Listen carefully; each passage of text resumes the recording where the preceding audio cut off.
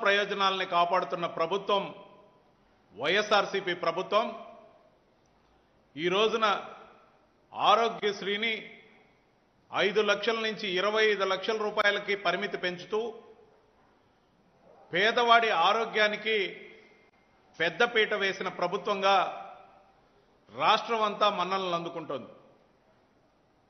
మరోవైపున సుదూరంగా పక్క రాష్ట్రంలో చంద్రబాబు నాయుడు గారు పవన్ కళ్యాణ్ ఇంటికి వెళితే అదొక వార్త. అంతకుముందు పవన్ కళ్యాణ్ చంద్రబాబు నాయుడు ఇంటికి వెళితే అదొక వార్త. మరి వీళ్ళిద్దరూ ఒకరి ఇంటికి ఒకరు వెళ్లడంలో ఆంధ్రప్రదేశ్ రాష్ట్ర ప్రయోజనాలు ఏమున్నాయ్యా అంటే, మాకేం సంబంధం, మేమెక్కడో హైదరాబాద్లో ఉన్నాం, మా రాజకీయ ప్రయోజనాలు రానున్న ఎలక్షన్స్లో మేము ఏ విధంగా 4 సీట్లు సంపాదించుకోవాలనే ఒక దుగ్ధతో వీళ్ళిద్దరూ కూడా ఒకరిళ్లకు ఒకరు వెళ్ళి ఒప్పందం ఏ విధంగా చేసుకోవాలి, డీల్ని ఎంతగా మాట్లాడుకోవాలి, మరీ ముఖ్యంగా ప్యాకేజ్ స్టార్ అన్నప్పుడల్లా పవన్ కళ్యాణ్ ఉలికిలికి పడతాడు, ఎగిరిగిరి పడతాడు. మేము ఖచ్చితంగా చెప్తున్నాం, పవన్ కళ్యాణ్ అనే వ్యక్తి రాజకీయాల్లో 100% కూడా ప్యాకేజ్ స్టారే. దీంట్లో ఎటువంటి సందేహం లేదు, అతని ప్యాకేజ్ స్టారే. అతని ప్యాకేజీకి సంబంధించి ఒప్పందం కుదరనందువల్ల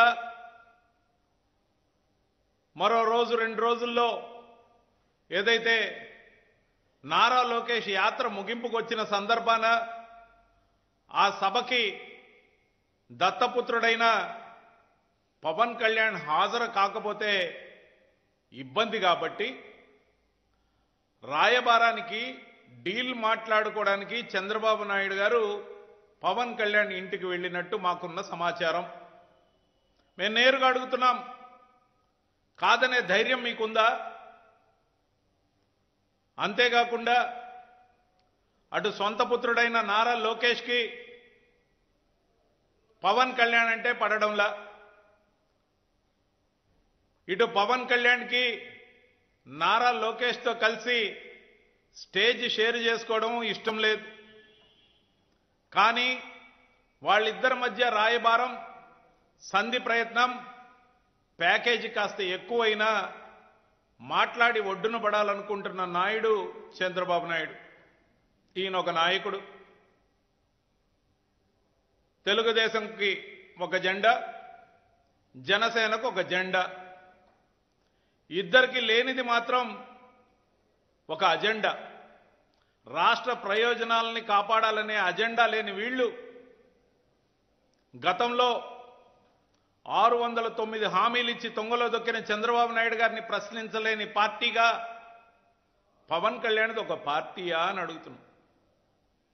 మరీ ముఖ్యంగా కాపుల మనోభావాల్ని, ఆత్మగౌరవాన్ని చంద్రబాబు నాయుడు గారి దగ్గర తాకట్టు పెట్టడమే ధ్యేయంగా పవన్ కళ్యాణ్ రాజకీయంగా ఏది సాధించలేక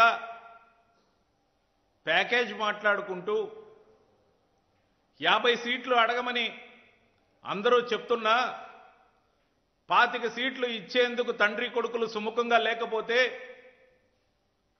ముఖం నల్లగా పెట్టుకున్న Pawan Kalyan joint press meet కూడా నిన్న మొహం చాటేశారు. అటు చంద్రబాబు నాయుడు కానీ ఇటు పవన్ కళ్యాణ్ కానీ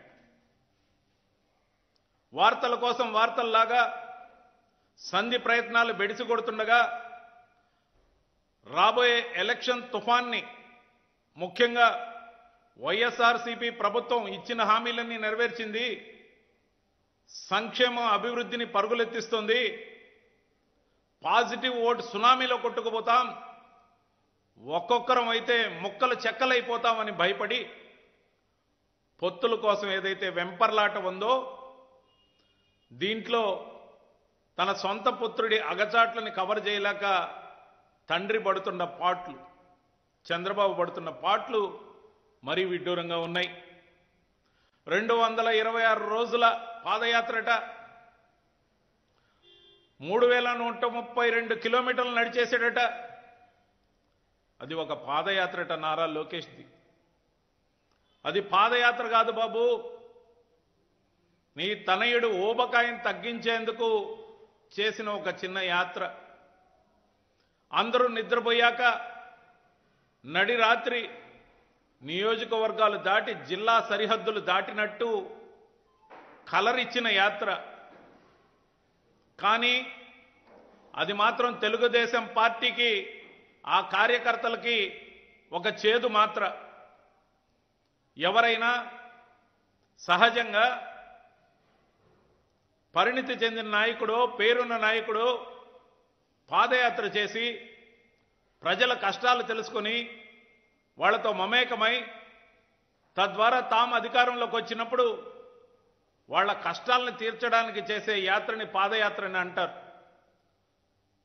కానీ ఇతగాడు నారా లోకేష్ అనే వ్యక్తి చేసిన పాదయాత్రతో ఇలాంటి పాదయాత్రలు అయితే ఎవరు చేయాల్సిన అవసరం లేదని తీర్మానించుకునే పరిస్థితి తెచ్చిన నారా లోకేష్. ముఖ్యంగా అతనిలో విషయం తక్కువ, అతిశయం ఎక్కువ. కార్యకర్తలందరినీ వీలైనన్ని కేసులు పెట్టించుకోమని, తన కోసం పోరాడమని, వీలైతే కనీసం 12 కేసులు లేకుండా ఉంటే మిమ్మల్ని గుర్తించనని చెప్పే ఇతగాడు ఎవరైనా తనను విమర్శిస్తే రెడ్ బుక్ అని చెప్పి భయపెడుతున్నానని భ్రమించిన వ్యక్తి. తీరా తన మీద కానీ తన తండ్రి మీద కానీ కేసులు వచ్చినప్పుడు బెంబేలెత్తిపోయి రెడ్ బుక్ ఎలా పోయిందో దేవుడికి కానీ తాను మీడియా ముందే ఏడుపు లంకించుకున్న వైనం మనం చూశాం. ఏమయ్యా లోకేషు, నీకు కష్టం వచ్చినా, నీ తండ్రికి కష్టం వచ్చినా నువ్వేమో మీడియా ముందు ఏడుస్తావు. రెడ్ బుక్ ఎటుపోయిందో నీకే తెలియదు. మరి నీ కార్యకర్తలకి భవిష్యత్తు లేకుండా చేయడం కోసం ఓ డజన్ కేసులు కనీసం పెట్టించుకోమని చెప్తున్నావే, యువత భవితని పాడు చేయటమే నీ యువగళం లక్ష్యమా? నీది యువగళం కాదు, యువ గరళం అని మొదట్లో అన్నమాట నిజమని నిరూపించుకున్నావు. దాంతోపాటు ముఖ్యంగా ఇటు సొంత పుత్రుడు అటు దత్తపుత్రుడు మధ్య నలుగుతున్న చంద్రబాబు నాయుడు గారు రేపు సభను ఎలా జరపాలి, దానికోసం తాను పడుతున్న ఆందోళనతో పాటు ఈ మధ్య రకరకాల స్టేట్మెంట్లు ఇస్తున్నాడు.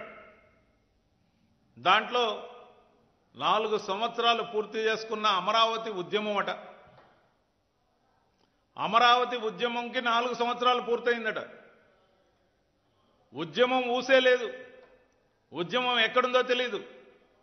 ఆ పెట్టుడు ఉద్యమం, నెట్టుడు ఉద్యమం ఎప్పుడో ఆగిపోయింది. అసలు అక్కడ ఎవరు లేకుంటే ఈ రోజున కొత్తగా మళ్ళా కొంతమందిని పోగేసి పచ్చకండువాలేసి ఫోటోలు తీసి 4 సంవత్సరాల సభ అని చెప్తున్నారు. ముఖ్యంగా అమరావతి టు అరసవెల్లి అన్నప్పుడు ఆ రైతుల్ని ఐడెంటిటీ కార్డులు అడిగినప్పుడు చెట్టుకొకరు పుట్టకొకరు పారిపోయారు. కనీసం 60 మంది కూడా లేరు కదా. చివరాఖరికి అరసవెల్లికి వెళ్ళి దర్శనం చేసుకున్నది ఒకే ఒక్క రైతు. మేము అడుగుతున్నాం, చంద్రబాబు నాయుడు గారు, మీరు కానీ మీకు అనుయాయుడిగా ఉన్న మీ దత్తపుత్రుడు కానీ అమరావతిని ఒక్కటే రాజధానిని పదే పదే చెప్తున్నారు కదా. మరి ఆ విధంగా మీరు తీర్మానించి మేనిఫెస్టోతో వస్తారా అని ఛాలెంజ్ విసురుతున్నాం. అలాగాని మీరు చేసినట్టయితే వెనకబడ్డ జిల్లాలుగా ఉన్న ఉత్తరాంధ్ర జిల్లాలు 3 కానీ, రాయలసీమ 4 జిల్లాలు కానీ వాటి వెనకబాటు ధనాన్ని రూపుమాపడం కోసం మేము 3 రాజధానుల అంశం తీసుకున్నామని మీకు తెలుసు, ప్రజలందరికీ తెలుసు. మరి మీరు ఒకే రాజధానికి కట్టుబడి ఉన్నామని తీర్మానం చేసి మీరు మీ బానిసగాని వస్తే, మీకు అసలు విశాఖ రాజధానిగా, పరిపాలన రాజధానిగా వద్దని వస్తే అటు ఉత్తరాంధ్రలో ఓట్లు అడిగే హక్కు కానీ ఇటు రాయలసీమలో ఓట్లు అడిగే హక్కు కానీ మీ రెండు పార్టీలకు ఉంటాయా అని ఆలోచించుకోమని చెప్తున్నాం. అలా మీరు తీర్మానించిన క్షణాన మీరు అటు ఉత్తరాంధ్ర ద్రోహులుగా ఇటు రాయలసీమ ద్రోహులుగా ప్రజల్లో మిమ్మల్ని ఎండగడతాం. ప్రజలు కూడా మిమ్మల్ని గల్లాపట్టి నిలదీస్తారు. ఎందుకు మీకు ఓట్లేయాలి? మీకు మా ప్రాంతాల హక్కులు మా ప్రాంతం యొక్క అభివృద్ధి వద్దనుకున్నప్పుడు మీరు ఏ ముఖం పెట్టుకొని మా ప్రాంతాలకు ఓట్లు అడగడానికి వస్తున్నారు అనేదానికి సిద్ధంగా ఉండాల్సిందిగా సవాల్ విసురుతున్నాం. మనమేం పోయాంలే, అక్కడ ఉన్న ప్రతినిధులే చూసుకుంటారనుకుంటే మీ పార్టీల తరపున పోటీ చేసే ప్రతి శాసనసభ్యుడిని కానీ ఎంపీని కానీ ఎలా జనంలో తిరుగుతారని ప్రజలు మిమ్మల్ని కాలర్ పుచ్చుకుని అడిగే సమయం ఆసన్నమవుతోంది.